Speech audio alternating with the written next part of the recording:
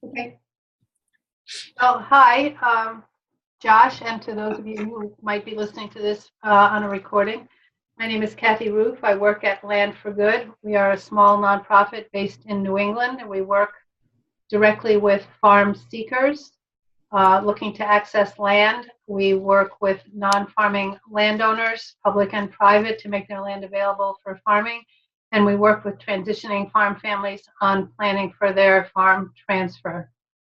So I've been working with MIFFS for the last couple of years on land access and transfer programs and services for Michigan, and I'm pleased to be offering this webinar on succession planning, and particularly for service providers on how to be an effective service provider in various roles related to succession planning.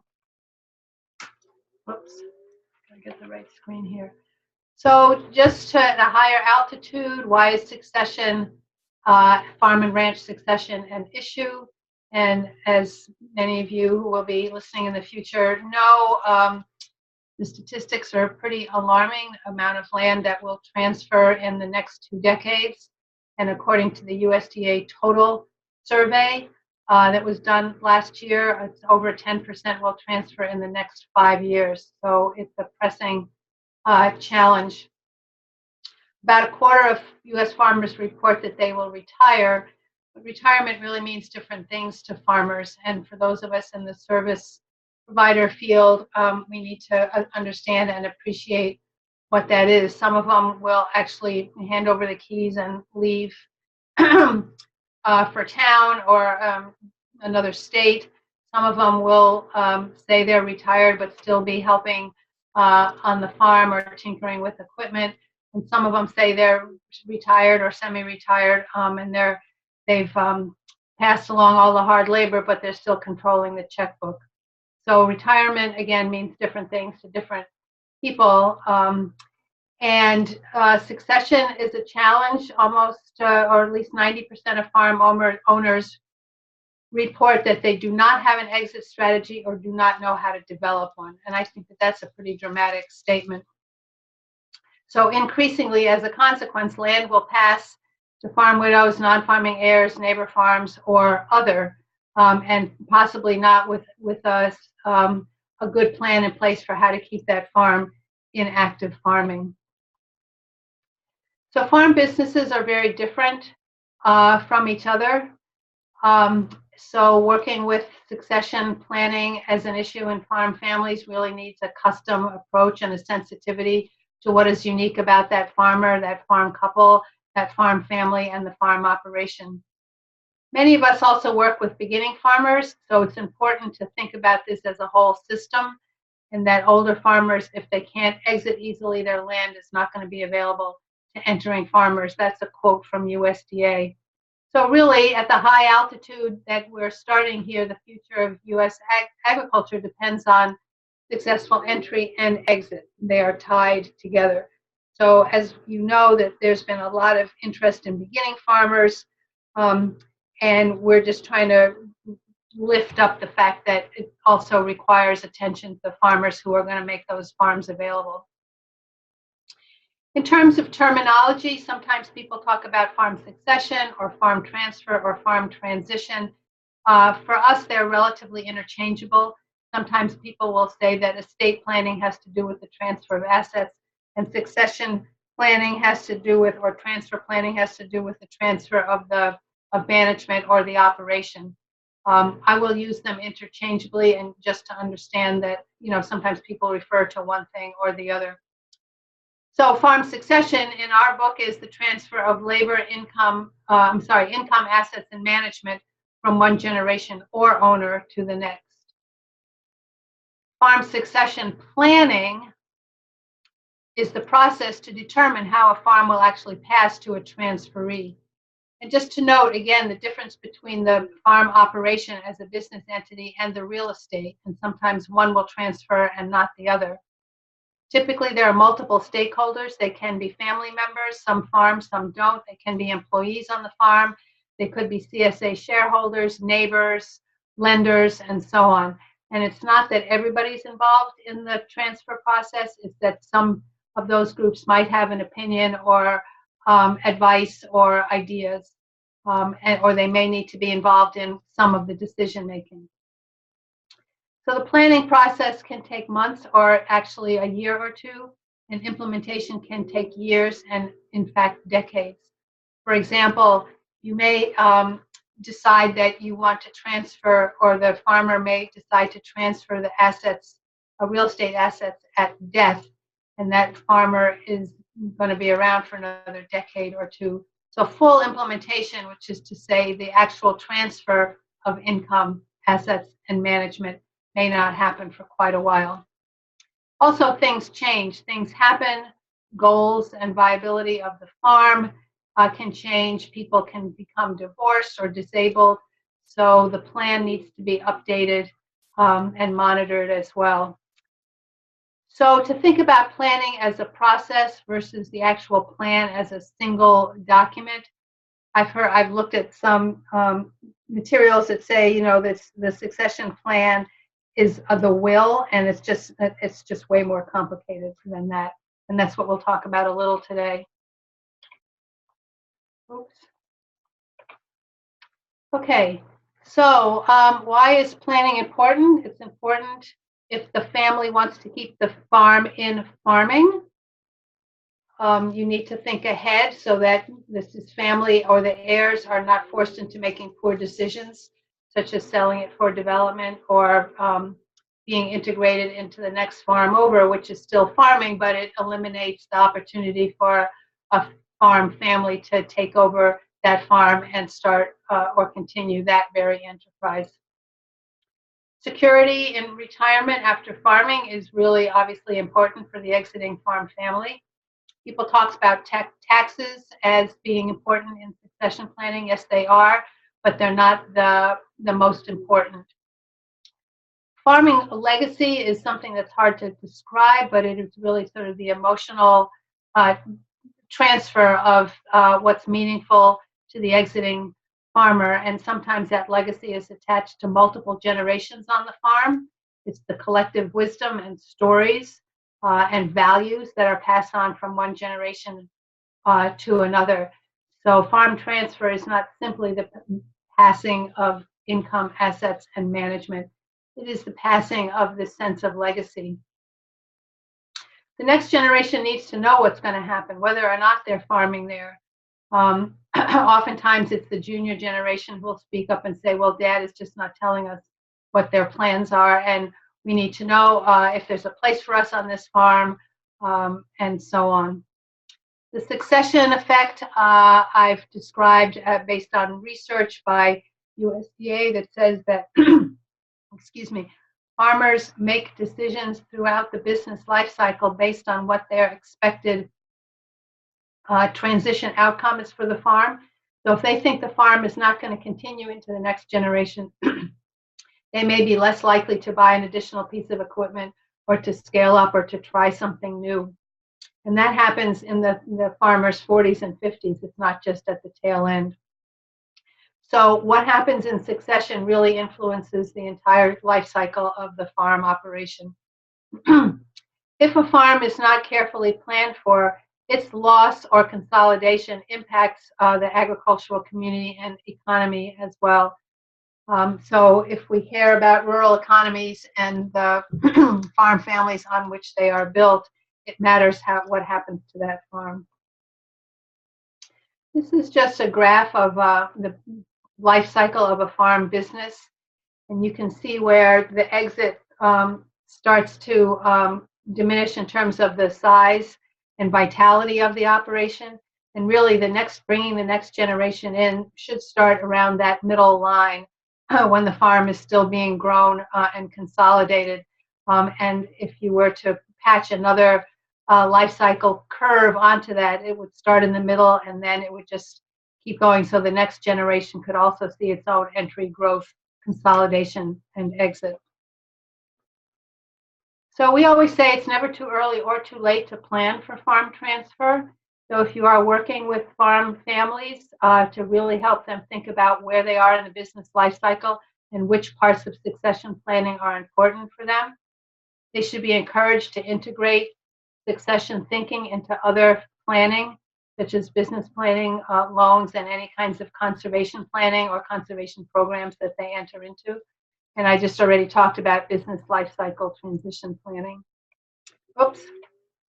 So in that business life cycle transition planning, this is a slide of some of the things to be attended to depending on where a farmer or farm couple or farm family are in their business life cycle.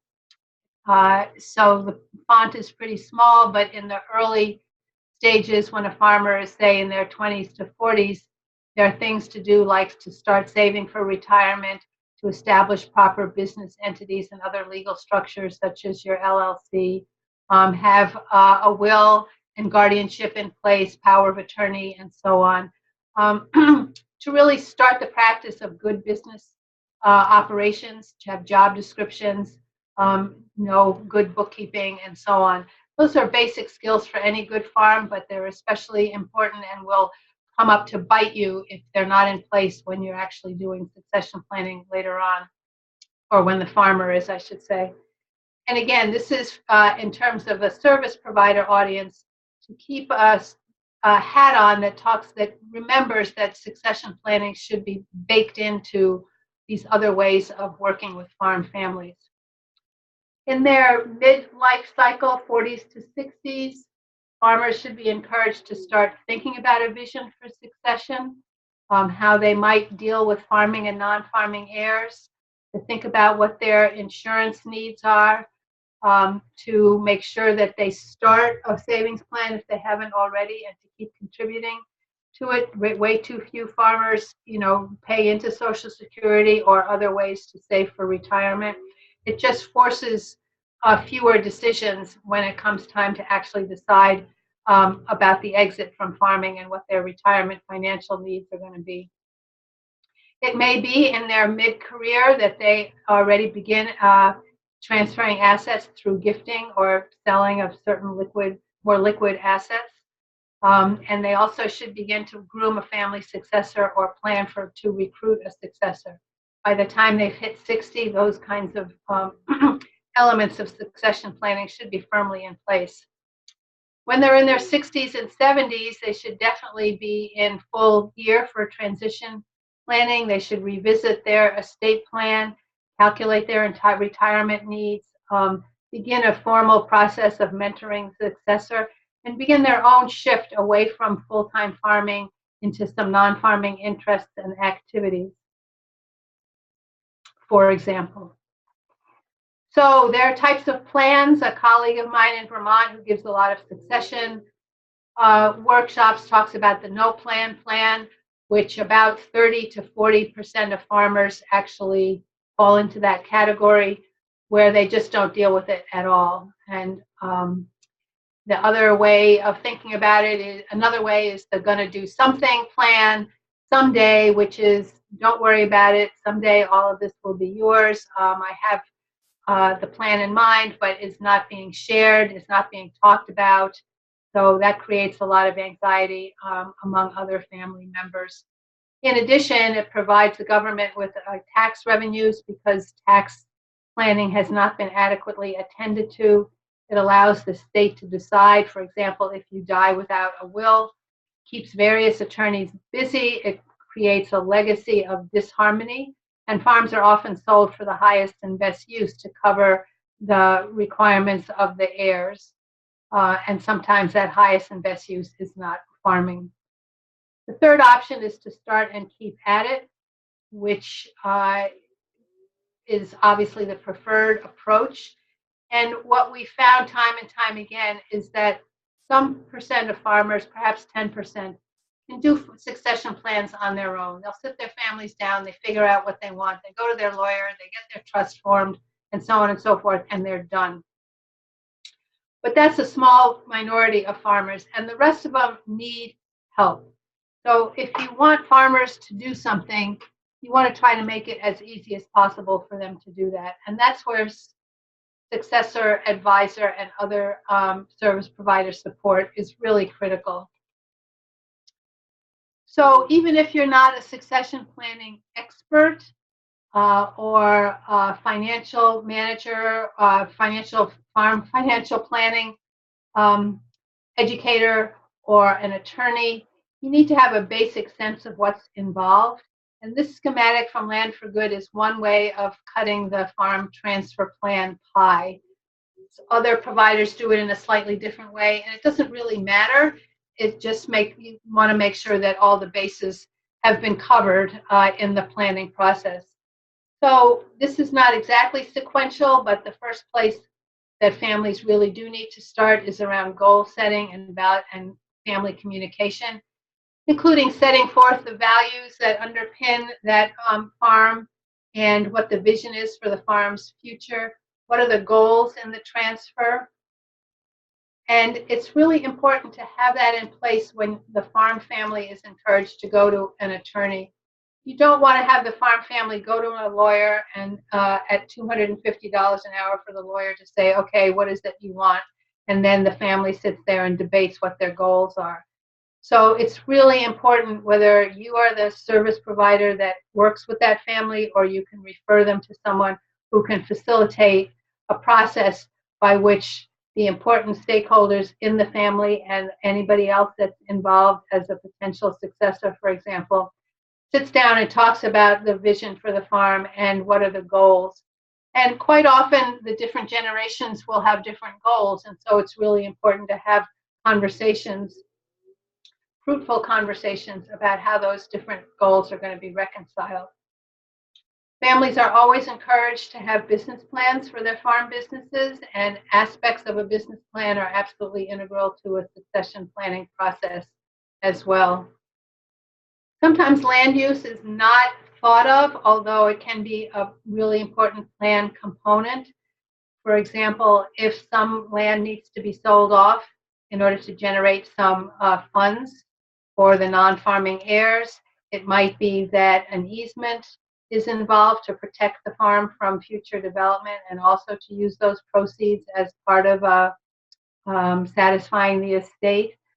It also may be that there are different ideas for how the land is used in the future. So land use is a pretty important element, or it can be, of a transfer plan. I mentioned briefly retirement, not just the retirement budgeting, but the retirement vision. When is that going to happen? What does it look like? Too often I've sat with farmers who say, well, they don't really know what they would do if they were not farming. They have no outside interests, no hobbies, no friends, no plans, no interest in traveling. And that can be a real problem, not only for quality of life of the exiting farmer, but more importantly for their reluctance to let go, because they feel like they're left with nothing. And if they can't let go, the next generation really can't take over. And too often it happens that the next generation will say, you know, I can't really work here. I work with a family right now where there are two brothers who own the farm with their wives, and there are four kids, next generation involved, and one by one they're saying, I don't think I can really stay here. You know, I'm being micromanaged, I'm being criticized, I don't have any breathing room, I don't know what I'm doing, I don't get support. So that farm is in real jeopardy. An estate plan can be fairly straightforward. It's the disposition of assets, farm and non-farm assets at the time of death. But often assets are transferred during life, and it makes sense to do that in some circumstances. So for example, the cattle and livestock might be transferred during the senior farmer's lifespan, and the real estate might be transferred at death. There are all kinds of business and tax considerations for that, and so that's where a particular expert or experts need to be brought in, the accountant, the financial planner, and the attorney, to talk about the pros and cons of the asset transfer. And then finally, I want to touch on management transfer. As I've sort of hinted, that's often the most unattended and the most fraught, because it has to do with the dynamics between the generations and the sense of loss of control and shift of decision making.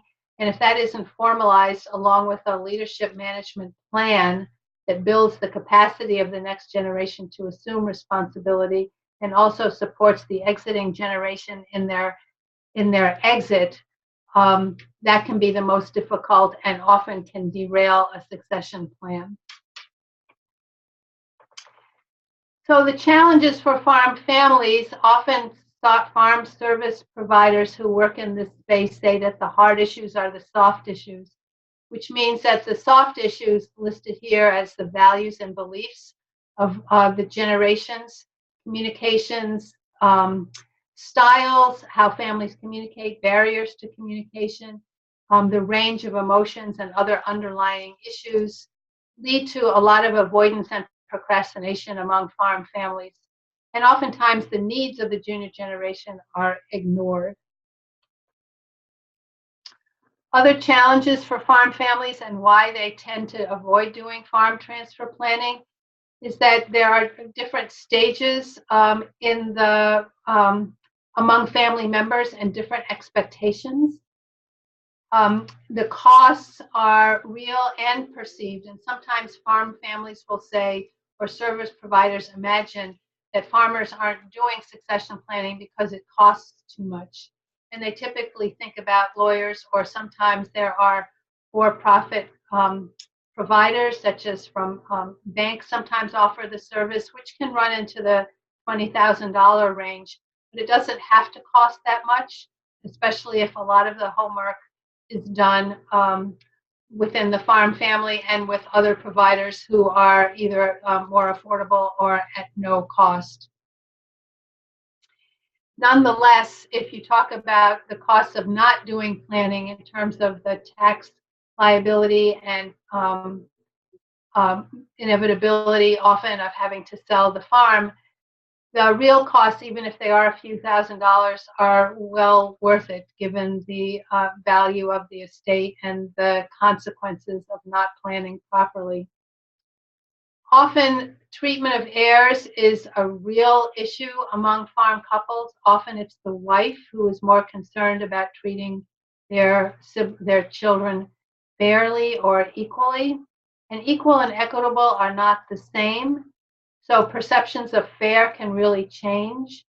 And treating farm heirs equitably is really the approach to take, because if you treat them equally and you divide the farm into 3 or 4 equal slices, that doesn't save the farm, and it really doesn't help any of the 4 children with a viable farm operation. National statistics show that less than a third of farm families have identified successors. And this is because in past generations, it was assumed that the children, especially the son, especially the firstborn son, would stay on the farm and take over the farm. More and more next generation children from family backgrounds are leaving the farm. And at the same time, more new farmers are coming from non-farm backgrounds. So that's both a challenge and an opportunity, because those young farmers who do not have farms to go back to might be ideal candidates to match up with a farm that does not have an identified successor.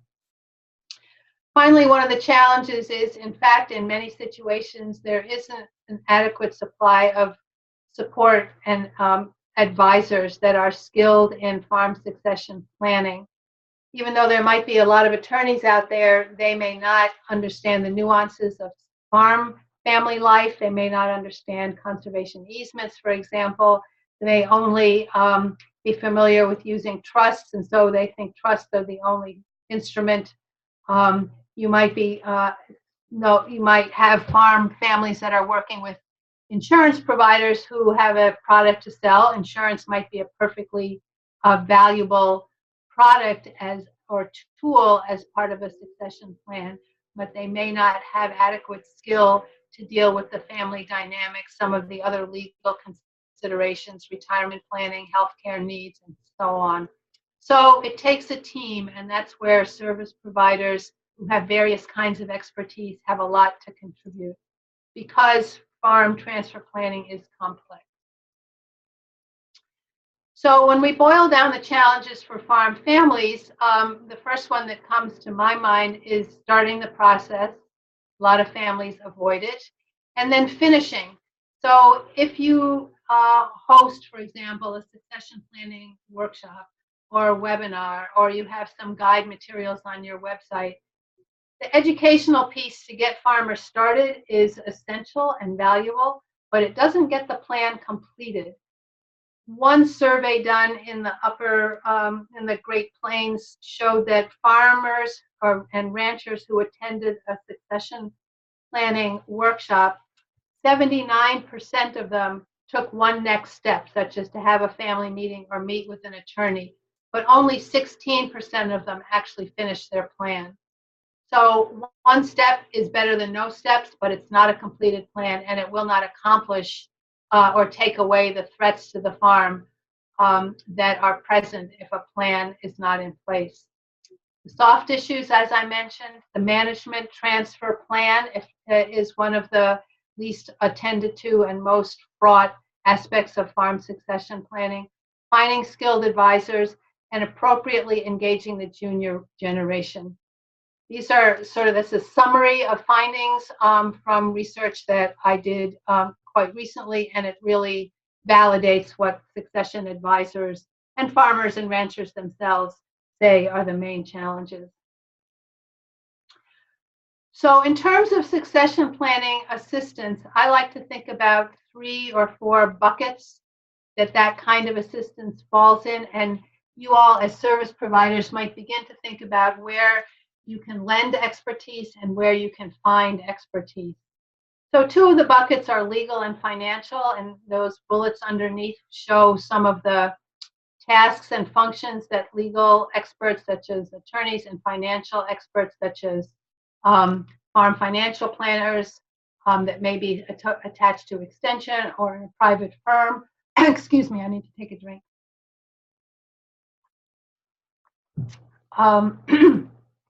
Tax accountants, and so on that work with farm families might be engaging in those kinds of activities. The third bucket I call managerial, and sometimes people refer to these as sort of the human resources aspect of a farm business. So there's the legal aspects, the financial aspects, and the managerial aspects are around those soft issues that I mentioned. And I don't need to go over those again, but you can see them here, including the recruiting and grooming of a successor, which means includes some of the roles, responsibilities, job descriptions, organizational charts, supervision plans, and so on. And then I have another category of the other kinds of service providers that have a role to play, not necessarily in every farm succession planning process. And those can include a lender, an insurance agent, an appraiser, a land use planner, a land trust that might be engaged in land use planning, or a conservation easement. There may be other conservation organizations, including, by the way, USDA as an agency that farm family might be involved in farm conservation programs that are a part of a succession plan, a healthcare or elder care specialist, a real estate professional, and a professional mediator. So what are the challenges for providers? You might be on this webinar or listening to it because you are keenly interested in succession planning and you have deep expertise in one of the topics at hand. But you also might be a provider that works with farm families in a variety of other ways. And as I said earlier on in this webinar, there is a place for you at the table. The challenges might be that it's actually not in your job description. I did a training in Virginia for extension educators and other service providers who were keenly interested in farm entry and exit, but really felt their hands tied because within their extension job description, this was just not in it, and their plates were already too heaped up. It may be because you're not clear where to start. You might get the phone call and it might be a financial crisis. You might be at the receiving end of some kind of a hotline. You might be working with farmers around production practices and it happens to come up. So you don't really know where to start. Where's the best referral, how to answer certain questions, or even how to get the farmers to start the conversation. It may be that in your job description you just don't have enough time, or it's not something that you can do that generates income for your organization or agency. You may feel that you don't have sufficient expertise, and I do a lot of succession planning. I have no expertise in financial management. I have enough to know what questions to ask, but I always refer or work in partnership in a team approach with someone who has that expertise. Similarly, I'm not an attorney, so I don't presume to make those kinds of, give that kind of advice. In some cases, it's just not easy to find those experts. Team networks of providers who do succession work are not formally organized. In New England, we created maybe 10 years ago the Farm Transfer Network of New England that has an online posting of resources and service providers that self-select to advertise their services.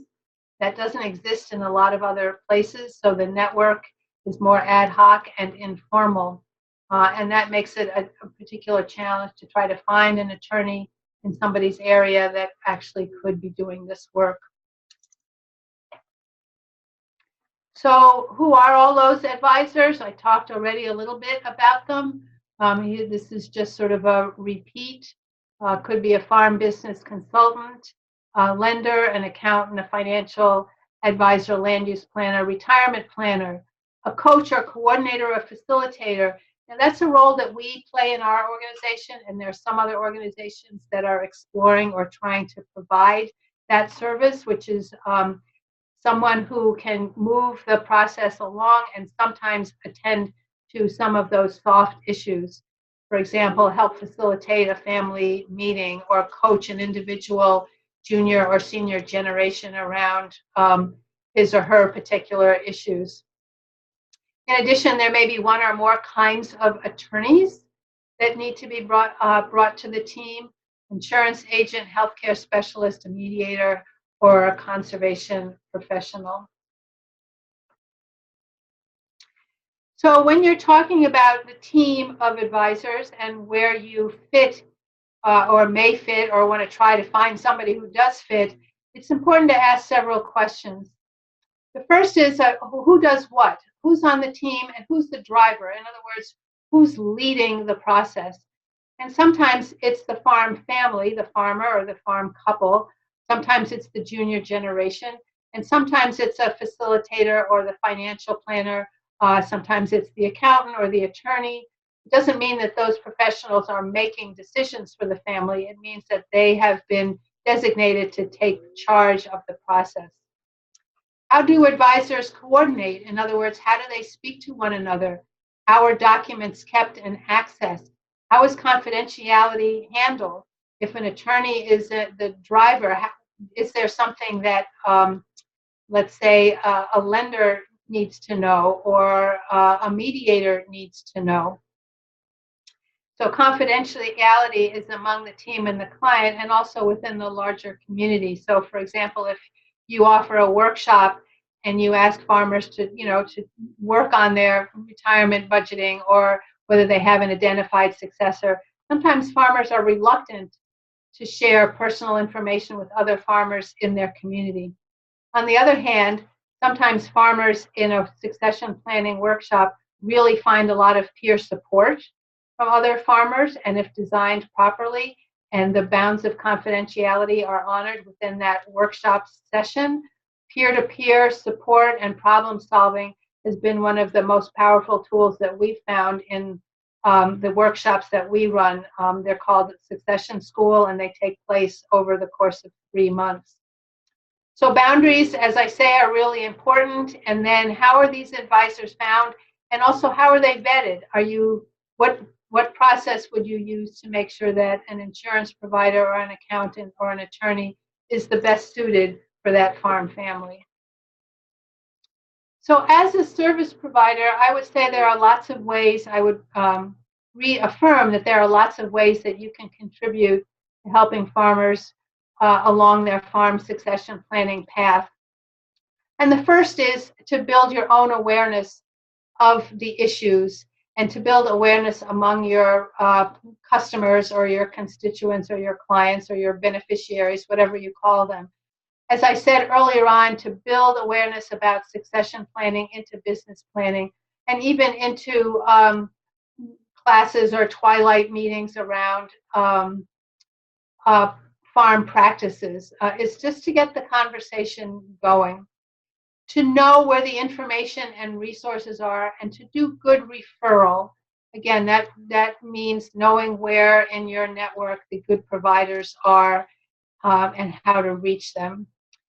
You might be in a position where you could actually do an initial assessment, a kitchen table meeting with a farm family where you help them identify some initial goals and values, who needs to be at the table, what they've already done, what their to-do list is around farm succession planning. You don't need to be a deep subject expert to know how to do that. You need to know how to facilitate family meetings and elicit those kinds of process concerns from the family, and that would be a really valuable step to get them along their way. At the more intensive level, this is sort of in degrees of intensity, this list of 5 roles. You could also be targeted to provide plan coordination or coaching or facilitation. And as I said earlier, that could involve multiple functions, such as facilitating family meetings, coordinating advisor team activities, individual coaching, task management, and so on. Or you could be a subject expert as part of that team. If you are a financial advisor with deep expertise in farm financial management, you have a lot to offer that farm family. So again, thinking about roles for service providers, building your awareness and farmers' awareness, and just basically encouraging and supporting families to engage in the process, to find the right providers, and to keep at it. To know how to do a good referral, to know where your information and advisors are to make effective referrals. To advocate for farm succession planning and to promote planning in various venues, even among policymakers, state departments of agriculture, within the land grant community, within the banking and lender community, and so on. We get some of our best advisors on the team from Farm Credit in our neck of the woods. Farm Credit sometimes does this work more comprehensively than other farm credit associations. So you could be a facilitator or a coordinator, or you could contribute your subject expertise. And one of the most important takeaways for me is to not promise beyond your comfort zone. So if you are not a subject expert, don't try to offer legal advice or financial advice or whether they should have an LLC or a trust or pass their assets during lifetime. Get somebody who knows the ins and outs of those kinds of methods and tools as part of the team. Team approach depends on an advisor network, so it's really important to foster that networking. As I said, to practice good referrals and to develop a service infrastructure to help clients find their advisors. In the team approach, make sure you understand who leads and how the team members work together and who's involved in which decisions and steps. And again, this is sort of repetitive, but how advisors will communicate with one another. What do you need to know? Well, you need to have some basic appreciation of the soft skills. Whether you need to, so that's facilitation, understanding communication styles, communication barriers, to be tuned in at family meetings for who's speaking, who's controlling the meeting, who hasn't had a chance to speak, gender differences, generational differences, and so on. You need some basic understanding of family business management. And then it really is a question of what your job will allow, what your basic skill set is coming into it, and what your particular interests are that you might develop. Do you need to understand financial statements and be able to compare and contrast business entities? Do you need to understand the full range of legal instruments and easement tools? Do you need to understand tax considerations? Do you need a grasp of lease basics? Depending on the role you're going to play, you may need one or more of these, or you may be able to simply be at the low end of the expertise continuum and be able to refer to other members of the team who have the expertise in these areas. Sometimes there are special considerations coming into working with a farm family around succession. One of the ones that I talked about already is working with farmers without identified successors. There are compounded issues around that, bringing a successor in, how the family feels about that, building trust, passing on all of that site-specific knowledge that that non-family successor might not have, having not grown up on that farm. We do have a publication for farmers without identified successors, and we also have a publication for the junior generation on the farm to help them get the conversation going, to help them figure out how they fit or if they fit on that farm. Other special considerations around women farmers, some of whom are preparing on their own to exit. They may be widows, they may be the sole operator, they may be two women who are operating together. There are certain gender advantages and disadvantages among women farmers in terms of how they communicate, how they're perceived by the professional community, by lawyers, and so on. So just to have a special sort of radar for women farmers, as well as families with special needs. If they have a member of the family that has a disability, it may mean that they need to consider their finances a little bit differently. Some families have high conflict. It's not as easy as saying, well, you're just going to facilitate a family meeting, because those family meetings may be completely dysfunctional. So they may need another approach, or they may need a highly skilled provider, such as a social worker, to deal with high conflict situations. And then there's individual as well as institutional discrimination and prejudice. Families who fit one or more particular categories of special populations will have individual and structural bias to deal with. If they are African American, Native American, immigrant, refugee, Hispanic, or Asian, there are biases that they encounter every day when they're going to a lender or to an attorney. So those are special populations to be aware of. They may need providers that understand their particular circumstance. You may need to work particularly hard to recognize your own biases and to generate an atmosphere of trust given the differences in background.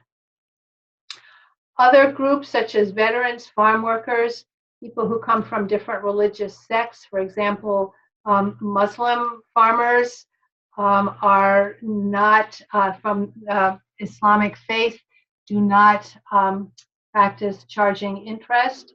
So if a loan is part of the succession plan, people need to be understand about that. Other examples might include ways in which they treat their land, or they have differences in how they communicate between genders. People who are differently abled and people who have various sex and gender identities may also need to be treated with a special awareness. So those special considerations include language and literacy in materials.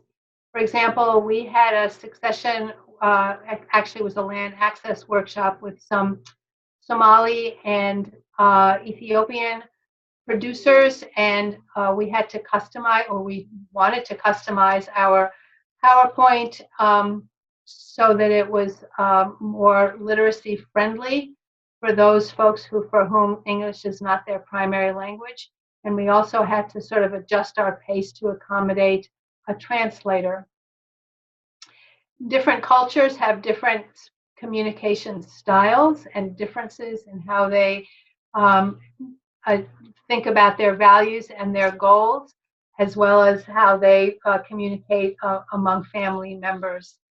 I talked about individual prejudice and bias that providers might be bringing to a certain circumstance, and then to always be aware of the systemic and institutional racism that exist in essentially all of our institutions. Specific populations may have specific production needs and preferences, which may result in being able to not as easily being able to pass their land on to the next generation. So in terms of thinking sort of as a system about succession planning assistance, to understand what is being offered in your community and area to farm families, what are the gaps and needs in providing that assistance, identifying the providers, and identifying those providers that could be in the conservation community, they could be in beginning farmer programs. Certainly a lot of expertise exists within the land grant system and also within USDA programs and offices. Also, a lot of ag, trade, and industry groups offer farm succession workshops at their conferences and so on, and I think that they should really be brought in as allies to really aggressively promote farm succession within their membership. So be clear about your role. Are you a referrer? When somebody comes to you and you see the possibility or the importance of succession planning, do you know where to refer? And that's a perfectly legitimate role. Are you a facilitator or a coach? Can you mentor a farmer in any particular way? Are you an instructor or a trainer in any particular content area? Can you play a mediator role, either formally or less formally? Are you a subject expert, or are you a supporter or an advocate or a promoter? Again, very specific role for a service provider. Where do you fit? What is the need? Who else is doing what? What do you do now? And what would you like to do more? Again, when I've done face-to-face trainings with Extension and other providers, these are really good conversations to have if you want to enter more into this space. What are your opportunities and what are your constraints within your current job description, within your organization or institution? And that's pretty much it. I know that we don't have a lot of people. A couple more people joined us. So if there are questions now, I'll open the chat box. We have a few minutes. If there are any questions or comments, I'd be curious to see who's on this call, to see if you are a service provider and what kind of a relationship you have to farm succession planning that prompted you to join this webinar. Anybody want to weigh in?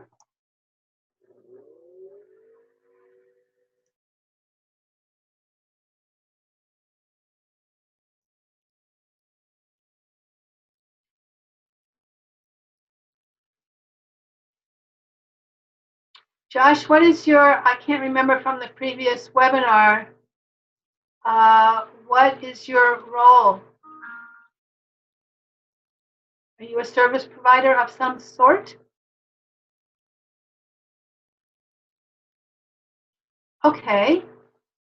So are any of those community gardeners looking to scale up to be commercial farmers? A hopeful landowner, okay.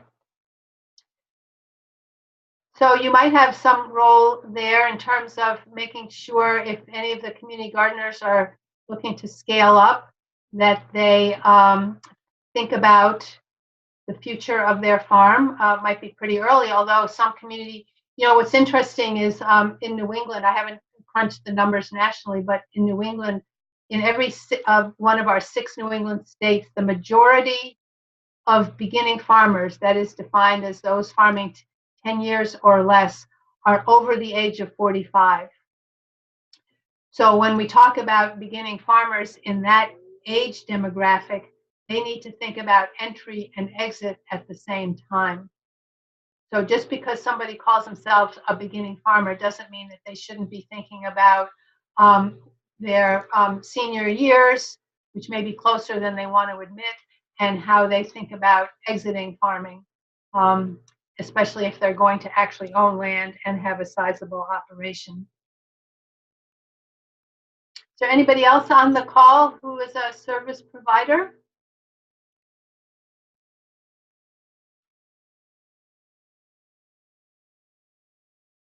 Okay, well, Lacey, I'll turn it back to you. You might want to make sure that people know where they can access this presentation and all the other things that MIFFS has coming up. Thanks, Kathy. Thank you so much for your facilitation of this workshop.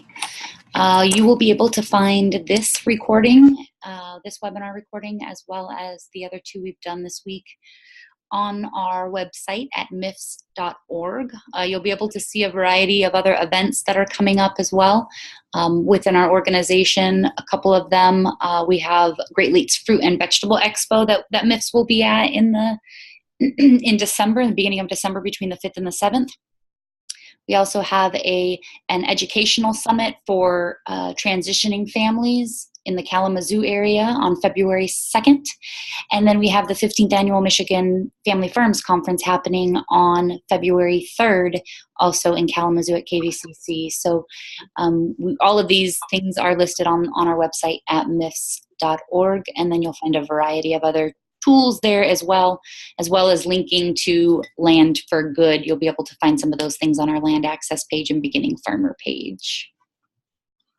I forgot that I had a couple of extra slides. This one is on resources. There is a Michigan Farm Succession Study. Great. For those of you who like to look at the research and sort of the implications, there's a link there. Farmanswers.org is USDA's sort of go-to place for a lot of resources, and they do have a section on, I'm not sure if it's an actual section on succession, but there are succession references there. And there's my contact information as well. I'm happy to receive inquiries from any of you. Great. Thank you, Kathy. We will be sending out an evaluation form for the webinar. If you are on it, please feel free to fill that out for us. We'd love to have your feedback. Thank you, Kathy, so much for your facilitation. We really appreciate it. Bye. Thanks, everyone, for joining.